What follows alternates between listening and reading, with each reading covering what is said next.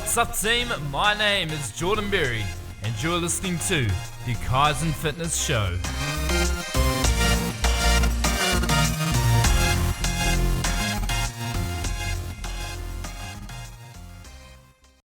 Hello and welcome everyone to another episode of the Kaizen Fitness Show. And on today's episode we have a New Zealand triathlete who has been the previous New Zealand champ with duathlons. He's also competed overseas and received a podium finish. So a really bright and upcoming prospect. Welcome to the show, Christian Davey. Yeah, g'day. Cheers for having me on. It's cool to be a part of it. No worries at all, man. No worries at all. I'm really excited to be talking more about the kind of training principles behind doing something like a triathlon, which is quite an endurance sport. So it'd be cool to break that down further and to see how you can kind of get above and better than your opposition. So to start things off, Christian, let's have a bit of a rundown of kind of previous successes that you have had, both on the duathlon and the triathlon front. Yeah. So I guess it's just been, over the years sort of just developed as I started off as a bit more of a duathlete, just given my swimming background wasn't so strong. So I had a bit of early success in the duathlon scene. I think 2016 I managed to be the Open Men New Zealand Duathlon champ, so that was cool. And then, obviously the main focus for me is the triathlon front, so I've managed to get a bit of success there. Nationally, I've sort of had a few podiums in the last couple of years, and then obviously internationally, as you said earlier, I managed to pick up a third place at the World Cross Tri Champs in Australia. That was in 2017, and then in 2015, I managed to get fifth in the World Duathlon Champs as well, so that was quite cool. And then I was sort of hoping for a big performance in Gold Coast in 2018 at Worlds there, but unfortunately I had a bit of a bike accident and I was unable to finish the race, so that's always one of those things that's a bit hard to deal with. But I guess started to pick up a few sort of good results sort of around the country and internationally, so hopefully that can continue on. Yeah, man. Awesome. Now, obviously with duathlon, it's run, bike, run, and then triathlon, run, bike, swim. Swim, bike, run for the tri. Swim, bike, run. Yeah. What kind of swayed you, because you were doing duathlons, I guess, predominantly to start off with, and then you started moving into triathlons. What kind of drew you to the triathlon field? Yeah, I guess my long-term goal was always to be a top triathlete. So the duathlons just sort of got me into it and got me to the feel of what it was like to be able to compete in that sort of multi-sport sort of discipline. And my older brother actually, he's 5 years older than me. He was doing triathlons at the time, and as you do, you sort of look up to your older brother and trying to follow what he was doing. So I guess duathlons were just a great starter for me, being a slightly weaker swimmer, and then it sort of got me into that sort of event environment and just a bit more of an understanding about it, what it all entitled. And then behind the scenes, I was sort of just always ticking away on that swimming, trying to, because it's so technical with the strength and also the technique involved with it all. So that took a little bit to get going. And then, sort of the focus was always on triathlon. So it's nice to actually be able to be competing at a high level in the triathlon scene now. For sure, man. And that's definitely the thing about swimming is that, one, it's not something that the majority of us are as familiar with, in regards to like running and cycling. But the second part is, if the weather conditions are even slightly off, that can make the swimming aspect just so much tougher. So yes, as you started kind of progressing into triathlons, it must have been a bit of a challenge to start off with, particularly if those weather conditions weren't so favourable. Oh, definitely, and often you'd turn up to an event and you'd look out straight to the sea and see what was happening, and you see those waves coming in. It's like, it's going to be a tough day in the office. But obviously in those early days, it probably was a bit of a battle for me, sort of, I guess mentally as well, knowing that swimming was my weakness. But now, you sort of a bit more experience under your belt, and you kind of, you get to the event and straight away you prepare for what's there and what conditions there are. And I guess we're very fortunate to live in a place like Wellington, which throws all sort of weather conditions at you. Yep. Which actually since level 3's been with us, I've just been down at the waterfront sort of swimming each day down there. And, even within the last couple of weeks, it's been, we've had a couple of flat days, we've had a couple of nor'westers, a couple of northerlies. So it sort of gets you a great sort of indication of what like a local environment how easy it can change and that sort of thing. So I guess we're pretty lucky in that front to be able to swim in all different conditions, so that you hope you can show up to a race and, you know, be slightly more adapted to it. Yeah, I'd have to say, Christian, you're probably one of the few people that I've talked to that actually, you know, is embracing the change of conditions in Wellington with the wind and stuff. It's quite cool though. You did right. If you can train in conditions that are less favourable, it can potentially put you at a bit of an advantage against your competition because they may be training, you know, in easier conditions. Now, I want to talk a little bit more about kind of those successes you were talking about earlier. Because when we initially talked in our pre-podcast conversation, you really struck me as an individual who was kind of always pushing for the top, and it sounds like over the next few years you're going to have a big career ahead of you. So tell me a little bit about these previous successes, and in particular, what's kind of been your point of difference? Because obviously there's a huge group of individuals who are all wanting to win. What do you think your point of difference is that means that you have been the one that's been able to win these competitions? Yeah, I guess as I've started to enter into the bigger races and sort of put myself on the start line with a whole bunch of other talent, really, you start to realise that, you know, everyone can show up and everyone can put together some good weeks of training, and, you know, everyone can work hard.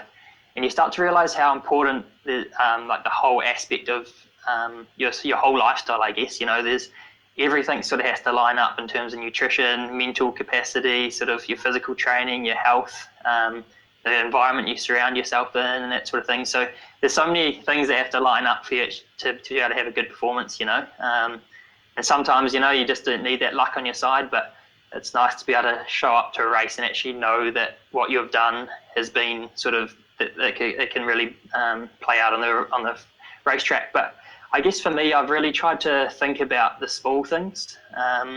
You know, I guess a lot of people think about triathlon in the sense of all their training and everything needs to be really, really well focused and everything. But I kind of think that I need to be an optimal human being before I can be an optimal athlete, you know. So everything that I do in my lifestyle is sort of based around that triathlon dream, really. So obviously working, sitting at a desk and that sort of thing, you know, you're trying to keep that movement patterns and functional movement happening right throughout the day just to keep that body awake. But yeah, I guess I've just tried to really focus on all the different little aspects that help me be a better person, and then that tends just to play out on the athlete front as well, you know.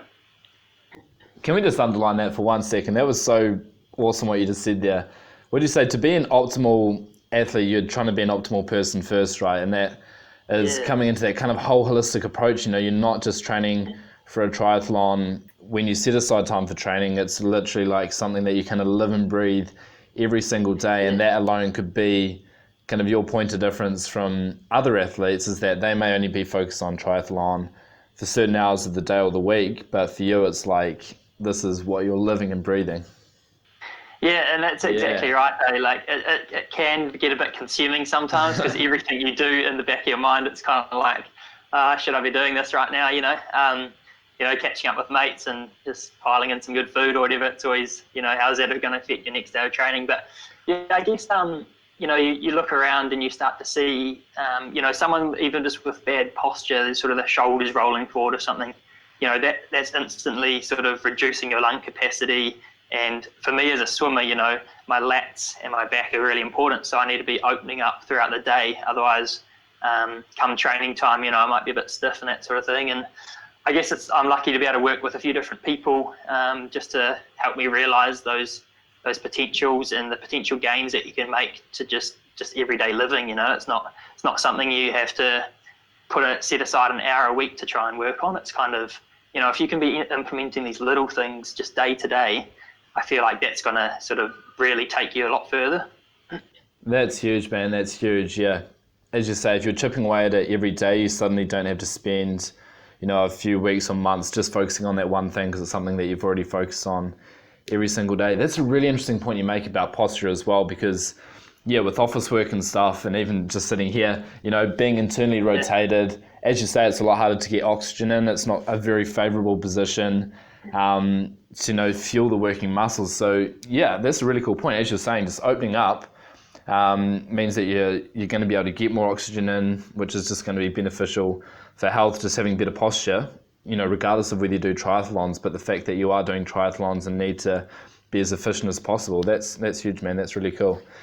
Yeah, and just on that point, I think, like regardless of what you do, or, if you're a sports person or not, our sort of lifestyles revolved around that seated position at work. And then, it's one of those things, you get home and all you want to do is sort of sit down on the couch, whereas you've been sitting all day. Yeah. So it's kind of, or even people that are on public transport or whatever, it's more sitting time. So in the office, I try and mix things up, mix my position up, sort of kneeling on the ground and activating those glutes and opening up those hips, or, just doing little things like that. It's just all those little things, I guess. Yeah, that's huge, man. That just shows kind of how fanatical you are about this. The fact that at an office place, you'll kneel, or you'll, go kind of against the societal norm of how you should be positioned at work, so that you're getting a favorable response from your body. That's so key, because, for the majority of us, people working in offices or being sedentary, you are in that seated position where your hip flexors are in flexion, you're internally rotated. If you want to be a triathlete or any kind of athlete, or if you just want to move well, if you're stuck in this position for 7 or 8 hours a day, you've got no hope, right? So that's really cool, mate. That's really cool. Yeah, cool. Awesome, mate. Awesome. So, as an example, leading up to the duathlon, when you became national duathlon champion, do you think it was those little things that you're doing every day that was kind of the key to your success, or do you think there are other parts playing into that as well? Yeah, it was a real interesting day, that one, because obviously over the last sort of few years, I've become a bit more aware about sort of living as an optimal human as well. And I guess back then, I still had aspects of that, but it's been really highlighted in the last few years. But leading into that race, I think I was in a good spot training, and that was when I was back studying full time. And I guess going into it, I didn't have a whole lot of expectation on myself. It was more just a time to see where I was at and compared to my competitors, see how the body felt and that sort of thing. And maybe it was just that lack of pressure.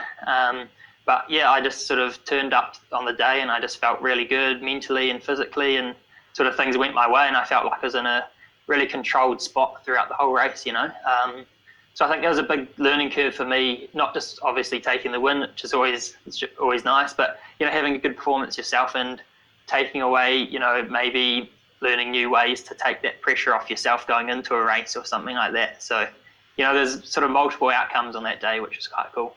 Yeah, for sure, man. Yeah, I think, for winning an event like that, it's the build up, but it's also on the day, what happens on the day.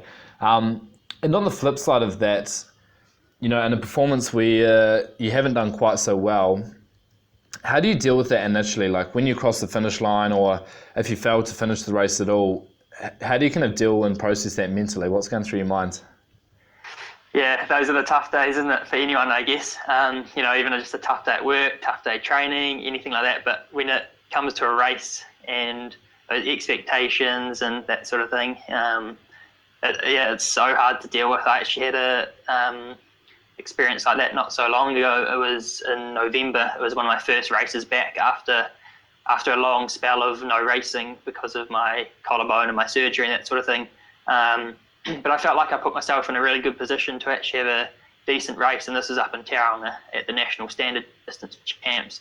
And I guess I'd just gone through my exam period and stuff like that with uni, and then coming into the race, I felt good. I felt like I was rearing to go, but I just got cramp coming out of the water in my calf, and it was a really wet and cold, windy day.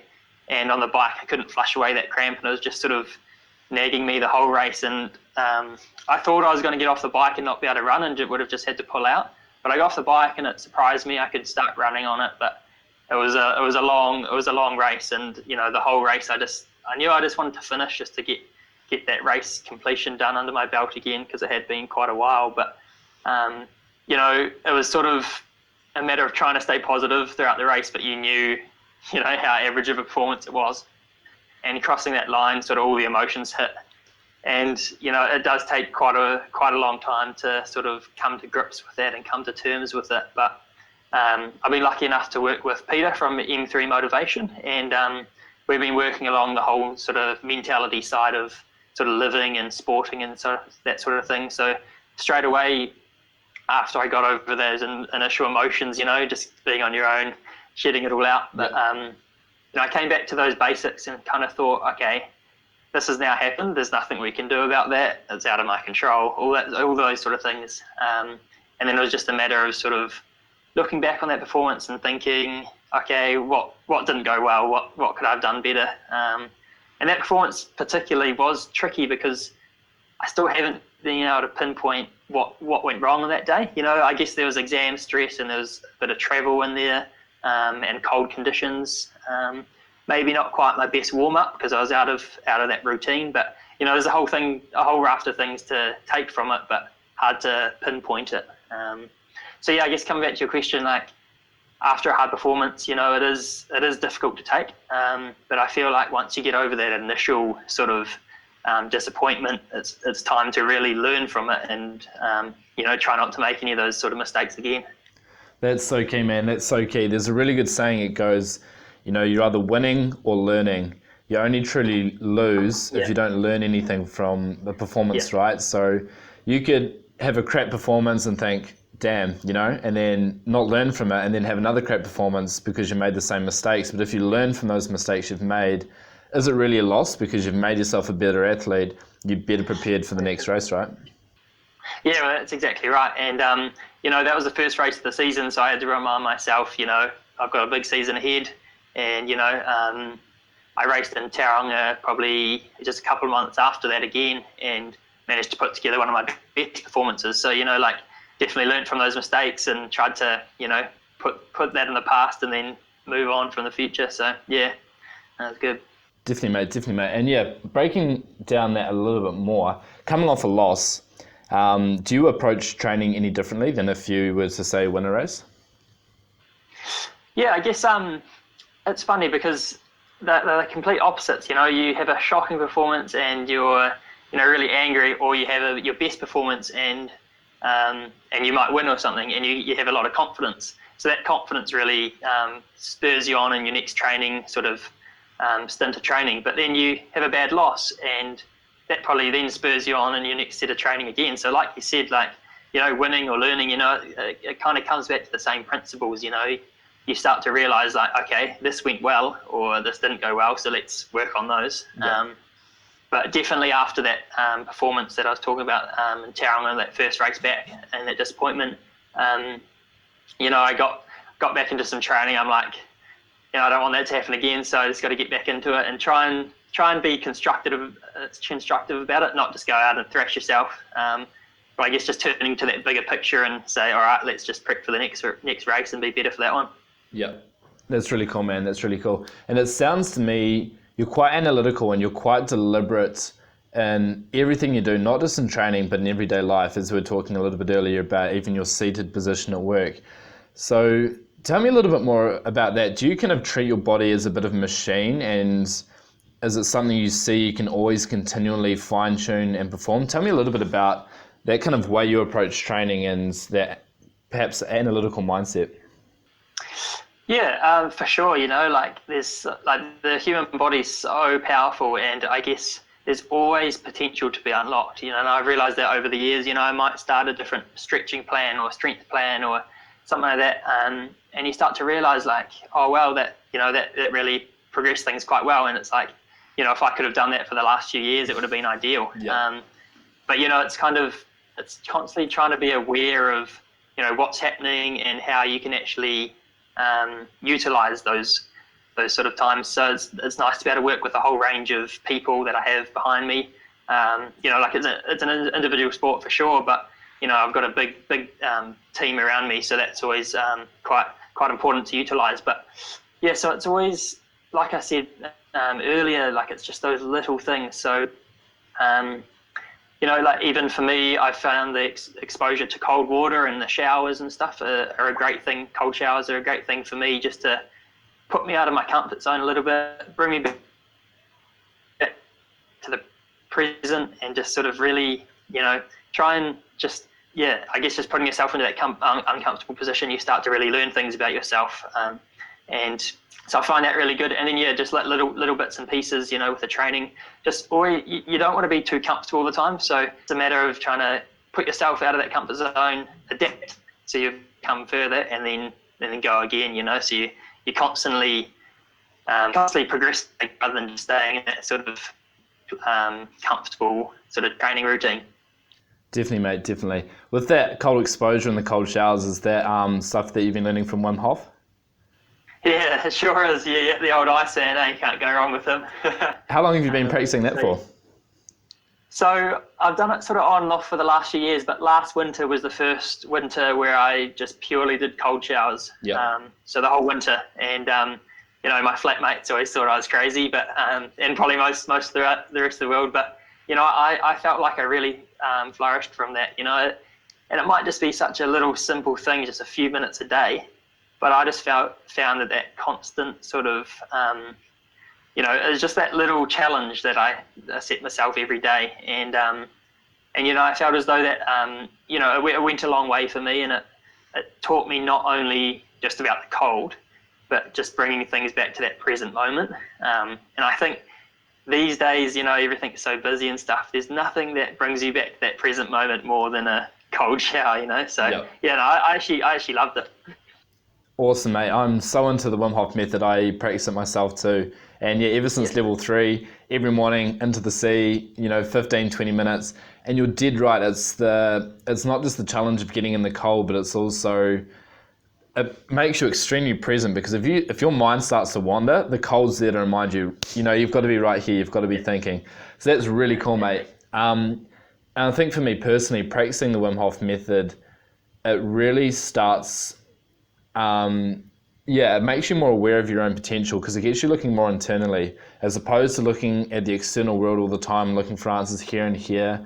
It's looking more internally, and that's just not some hocus pocus stuff. It's really analyzing internally. How is your body feeling? How could you think about this in a different way? It's very much kind of about internalizing and kind of working out the power of your own body and mind. Yeah, and that's exactly right. And I feel like we now heat our homes, we heat our beds, we heat our cars. We're always in that very controlled environment, and it's obviously really nice to be able to do that. But every now and then, just to step away from that and actually expose yourself and get back into nature, I think is extremely powerful. But that whole thing about looking internally and bringing things back to yourself and just focus on that breathing and stuff is really important, because I've tried to, over the last few years, become a bit more aware about my own body, and just back to that fine-tuning point, it brings you back to that, it just gives you a lot of awareness. And, whether that's sort of having a tight muscle or a slight imbalance and that sort of thing, I believe is super crucial, just to, help that performance and day-to-day living. But it sort of just, makes you realize how important it is just to look internal and just observe your own body, to be able to then understand what you're going through or stresses you might have on your body at any one time and that sort of thing. So I found that really cool. Yeah, man. And again, having that cold exposure, exactly what you're saying, we're always in a position of comfort. As you're saying, we've got warm houses, we've got warm cars, warm office spaces.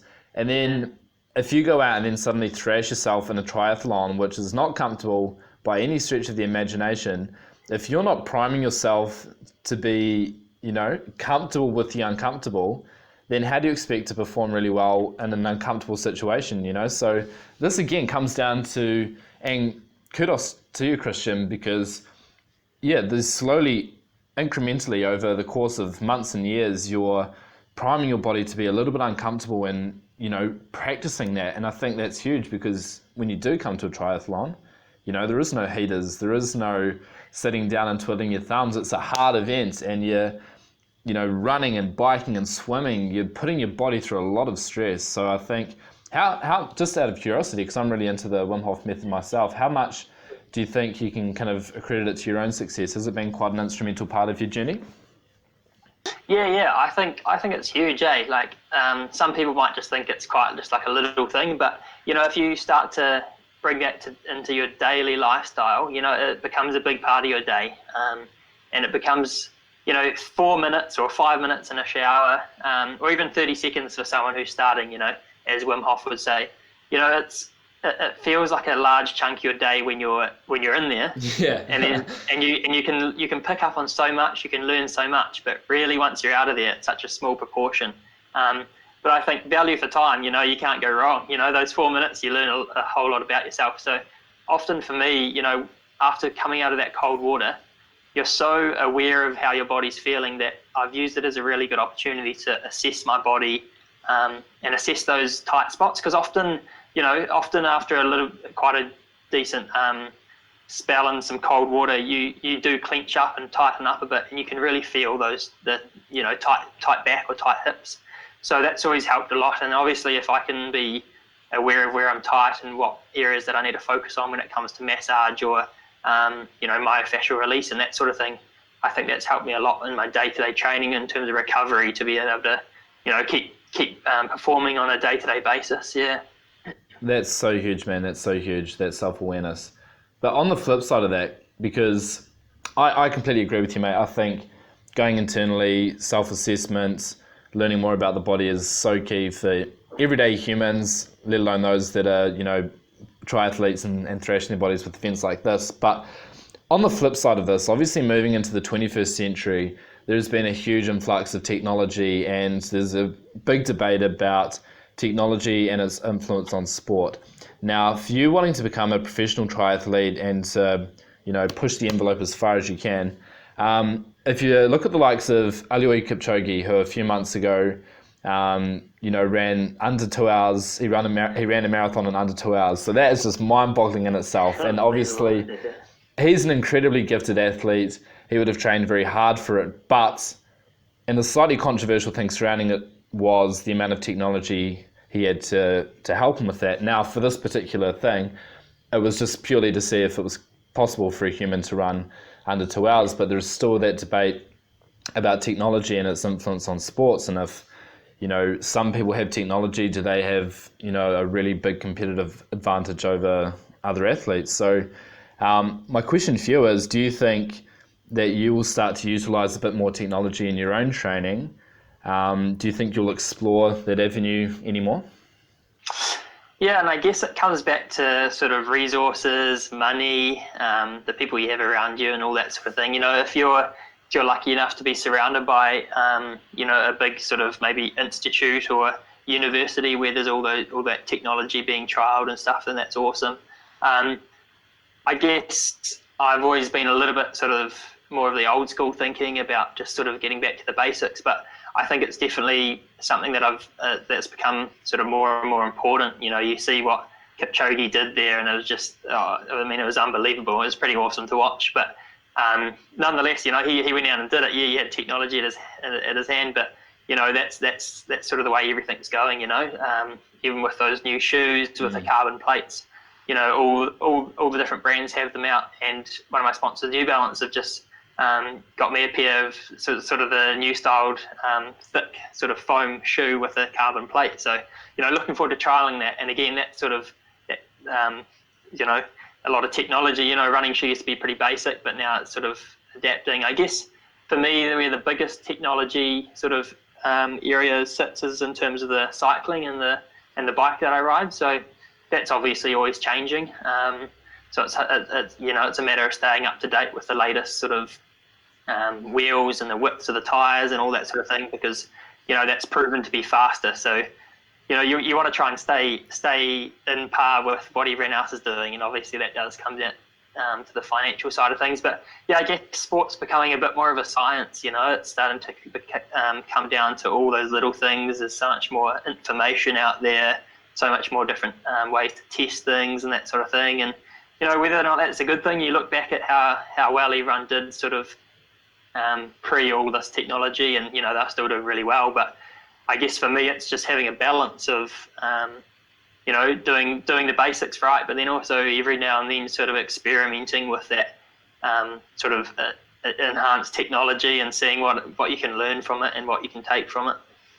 Definitely. I think sports, probably individual sports more than team sports, more than ever is going to come down to, who's got perhaps the best technology obviously the key core fundamentals come down to it as well, the work ethic and doing what you're doing and kind of analysing your performance and stuff. But I think technology probably will have a bit of a sway, particularly if you've got two athletes that are kind of neck and neck physically.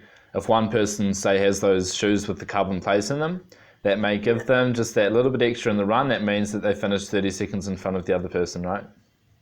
Yeah, and that's exactly right. And, and it can come down to even the smallest advantages throughout the whole race. If someone's got slightly better wetsuit or someone's got a slightly better bike or running shoes, that can come down to, even if it's 2 seconds of a margin, that can be the winning margin, So, yeah, it is really interesting and to see how that plays out and sort of the ruling behind it, Ideally, you want everyone to be equal in terms of their equipment, and then sort of comes down to, the person rather than the technology. But yeah, I guess it's going to be a super interesting front to try and adapt to and learn from. And obviously being in New Zealand, we probably don't have as much access to some of these resources like sort of the big countries do, but we've always held our own, and I guess sometimes been leading the pack or sometimes been behind the pack, sort of learning from other countries. But yeah, it will be an interesting time ahead, that's for sure. On that note, from an individual perspective, is there any athletes, no matter what sport they're in, that you really look up to and you really learn from? Like personally, I love learning from the best in the world, whether it's business or personal training or whatever, because if you can learn from someone who's in a position you want to be in, that's a lot better than learning from someone who's just kind of talking the talk as opposed to walking the walk. So is there anyone that you kind of really aspired to become like, or anyone that you like to keep a close eye on because they generally are at the top of their game?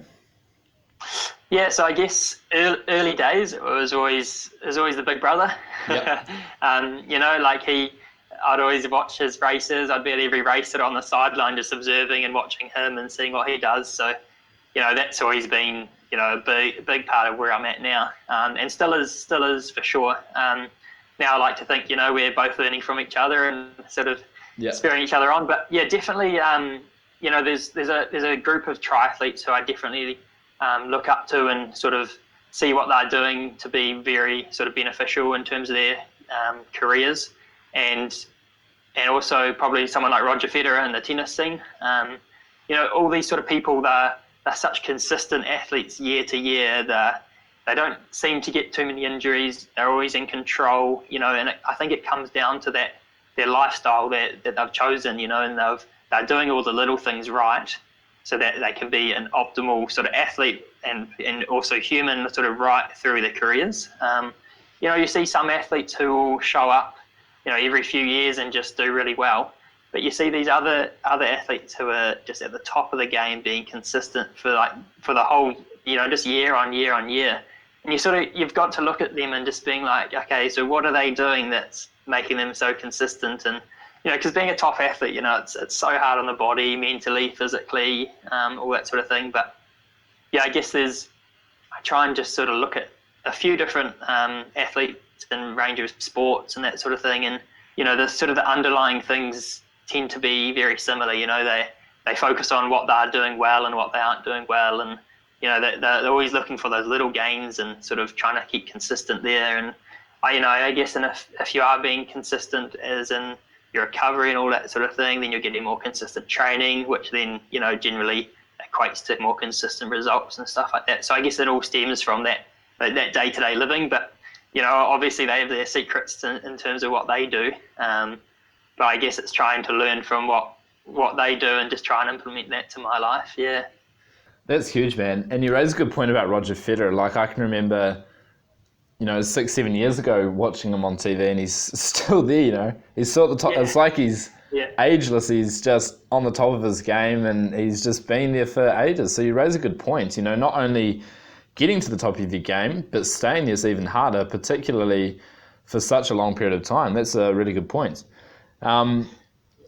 And yeah, on your own kind of personal journey, up until this point, a lot of this, you've had your idols and you've had kind of a bit of a support team around you, but you've mainly been self-taught. So when we're talking prior to this interview, you said that you had a coach coming on board. How do you think this is going to impact your performance? Yeah, I think it's a big step in the right direction. Since year 13 back at school, which was 5 years ago, I started coaching myself just throughout my university. So I did an honours degree, 4 years at uni, and studying full time. So I wanted to make sure that I enjoyed university life and had a really good balance between sort of the study, sort of the training life, and also that social life. So I felt like I did that really well. I still had a swim coach and a gym coach, just to really work on those sort of foundational areas. And I felt as though, I'd learned enough by then to understand what I sort of needed to do to keep performing well. And obviously I have a big team around me who I ask for support and that sort of thing. But yeah, as of sort of the next few weeks, I'll be starting with the new coach, Todd Maddock. And so I've worked with him, just sort of trained with him over the last sort of 5-6 years, I guess. And now it'll sort of just be a slightly changing relationship. But yeah, so he'll start coaching both me and my brother, which would be really cool. But yeah, I think this is going to be a huge sort of step in the right direction, purely because I've always been balancing a few different things, but I've really made the decision now that this winter will be my first proper structured winter of training, and I've never been able to string together that earlier because of just different priorities such as university and stuff like that. So I feel like I've done well so far, but I'm really excited to see what potential still sitting there untapped, ready to go. So that's going to be huge. Yeah. I'm super excited for you, Christian, because you've achieved a lot up until this point. So, and as you said, I reckon you've got like a huge lot of potential that may just take a good coach to kind of set free. In my personal journey, if you get a good coach, you cannot put a price on that. That the way they can really develop you and influence and help create a really successful journey is, there's limitless what you could achieve. So, kind of branching off on that, within the next few years, what are your goals moving forward? Like if we were to do this podcast in 5 years' time, what would you like to say that you've achieved? Yeah, 5 years, it's a good one, Because it's obviously it's a good amount of time to have really put together some awesome training years and racing years and stuff like that. But it's sort of one of those, that time frame where, a lot can be achieved. In 5 years, my next 5 years is probably, it could be the most important 5 years of my triathlon career, because what I hope to be able to do is to be able to spend this next winter or sort of this next year really developing and putting together some really good training. And that'll give me some sort of insight towards what I am capable of in terms of racing and that sort of thing. But at this stage of my swim needs a lot of work.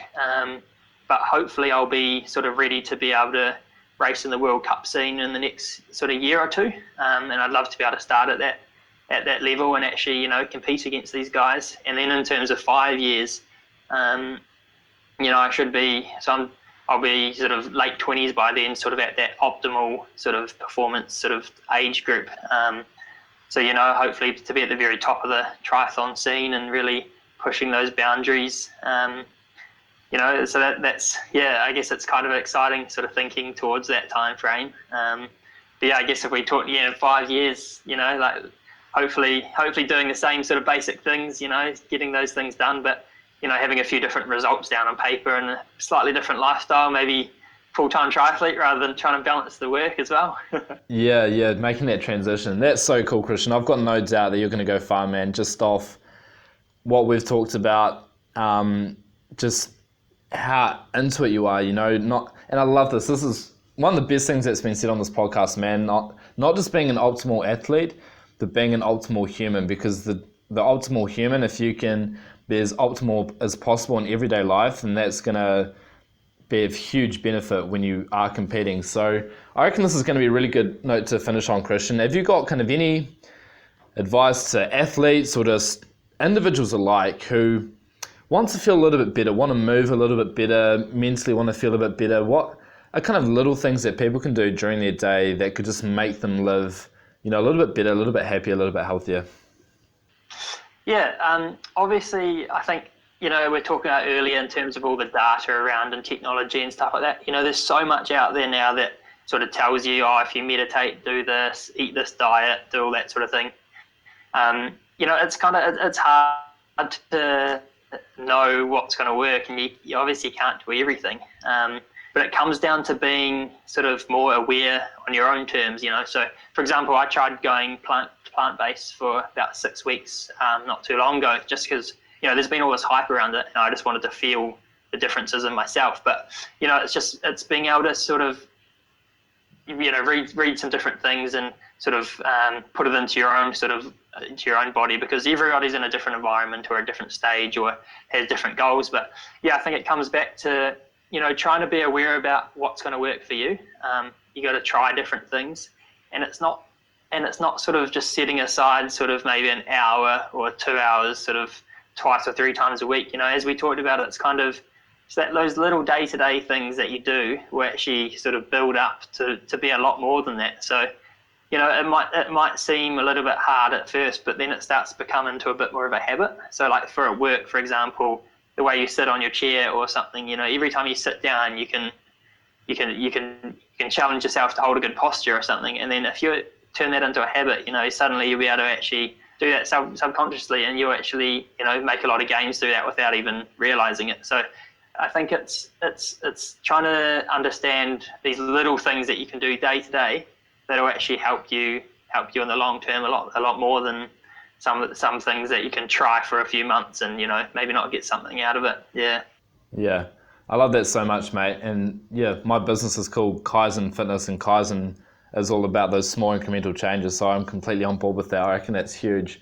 And yeah, for people listening or watching, it's just being a human guinea pig, like you did right. There's veganism has been something that's been hugely prevalent, particularly in the athletic field over the last few months, with the game changers being released and a lot of these athletes that have said that they've had benefits from being on a vegan diet. But I think in the end, and this is something that I tell people I work with, is just try it yourself, Just try it yourself, and don't just do it for a short period of time, but do it for a decent amount of time, really invest in it, and see for yourself if it's going to work, because genetically, biologically, we are all different. We're all going to react to the same stimulus a little bit differently. So in the end, if you do want to, implement something a little bit different into your life, it's, just do it yourself, just trial it and see what happens. Exactly, and, I think it is really hard, because I myself was like, these people are making awesome performance advantages on the plant-based diet and that sort of thing, and it almost seemed too good to be true for a while there, and it's kind of like, so many people will say different things about it, but I was like, well, I'll just give it a go, and, obviously working alongside my nutritionist and that sort of thing to help me through it and that sort of thing. But yeah, I think it's, you've got to try things, you've got to be constantly trying to, just challenge yourself a little bit. You don't want to overstep it like crazy and try and do all this amazing things every day, but it's just, if you can just do these little things each day, as we said, it builds up to a lot. Yeah, exactly. Like it is hard to know, because one person might benefit hugely from one thing, and other people may not feel the same. So, it comes back to knowing yourself and just observing of what works for you and what doesn't, and hopefully just slowly adapting that over time. Definitely, mate. Definitely, that's such a awesome point to finish on. I think throughout this podcast, for anyone watching or listening, I think there's been a huge amount of value just like thrown out there. So I hope people are kind of writing stuff down, because there's a lot that they could be taken away from this. So lastly, Christian, for anyone that wants to follow your journey, where's the best place for them to do that? Yeah, at this stage, I guess just sort of on the social media front. So I'm just on Instagram and Facebook at the moment. So just search up Christian Davey, and it's Davey. You'll find me there. Awesome, Christian. That's really cool. I encourage you all to do that. So on social media at the moment, Christian Davey, Davey. Christian, it's been an absolute pleasure having you on the podcast, mate. I've learned a lot just from listening to you, and feel quite inspired that someone can feel so driven that it's just a part of everything they do. And I think you've got a really good mindset, mate, and I think that's really going to show through in the next few years. With having a coach, I think you're going to go really far with your whole journey as a professional athlete leading up to, these triathlons that you're doing, mate. So thank you so much for coming on board.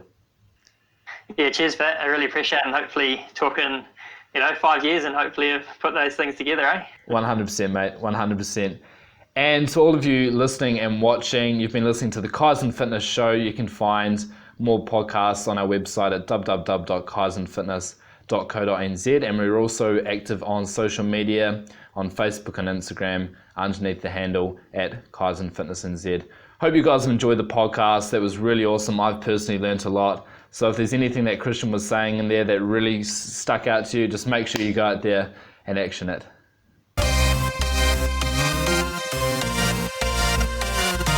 Thank you so much for listening. Now, it's time for you to take action.